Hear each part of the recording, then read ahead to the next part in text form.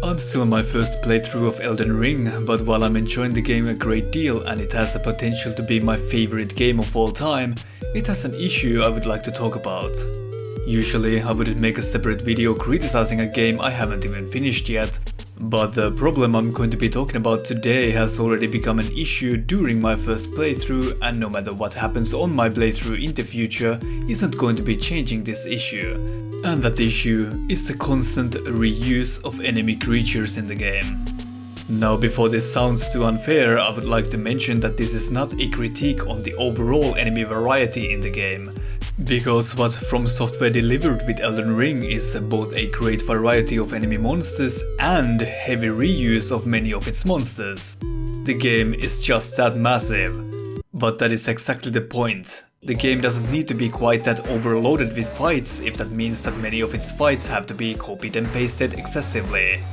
For those who hopped on Elden Ring as their first Souls title and are used to other open world games, everything I talk here might seem like a non-issue, since a lot of open world games do this same thing, and the repetition of enemy types might not feel overwhelming at all in Elden Ring. And when it comes to the common standards of open world games, From Software still clearly outshines their competition here. But I'm going to be making this critique of Elden Ring anyway because I'm fucking unreasonable. However, there is a very good reason why From Software are held to a higher standard than this. They used to be extremely allergic to reusing their enemy types, which made encountering new monsters special. They would constantly hit you with new scary, beautiful or strange creatures that amplified the sense of adventure, and that uniqueness of these creatures was a part of the memory those fights left in your mind. After Elden Ring, it's pretty funny to think back to those days when people used to complain about Demon Fire Sage being a copy of Asylum Demon in Dark Souls, and the infamous Color Swap Smelter Demon in the second DLC of Dark Souls 2, because gone are the days of rare repetition.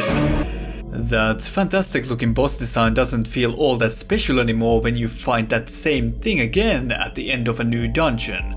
And in Elden Ring, this can happen as many as 2, 3 or 4 times with the same monster, or even more than that. This repetition does have one benefit I can think of though. It gives the player a chance to show how well they learned the boss the last time around, in a form of a rematch, that can feel really good. But I kind of feel that the Evergale fights were created precisely for this reason in mind. So is this repetition really necessary? Does every dungeon even need to have a boss at the end of it?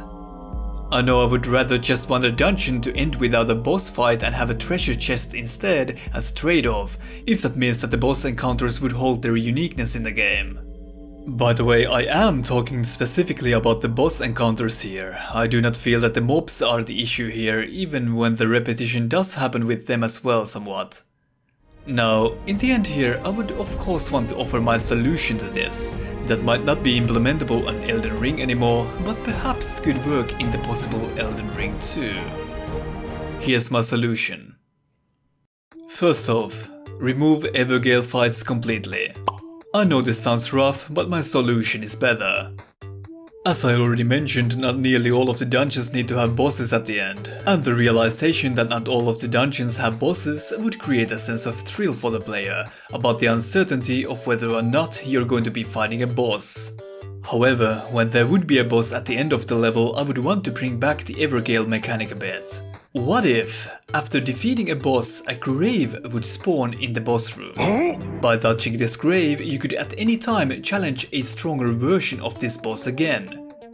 This would both make the repetition of bosses optional, but also provide the player with a chance to show how well they learned a given boss. There could even be some special loot you can gain from these grave fights. Maybe after defeating your first grave version of a boss, the grave would turn red to indicate that there would be one more time you could challenge this same boss. That would be an extremely hard version of it, but with some incredible loot to gain from it. The balancing of this could be handled with items like stone sword keys that you need to find before you can fight the harder versions of these bosses. After all, you needed stone sword keys to access some of the Evergale fights as well. Anyway, what do you think of my solution here? I think it would provide the best of both worlds, but there might be some issues with it I haven't considered. Let me know. Thank you for watching, and Take care.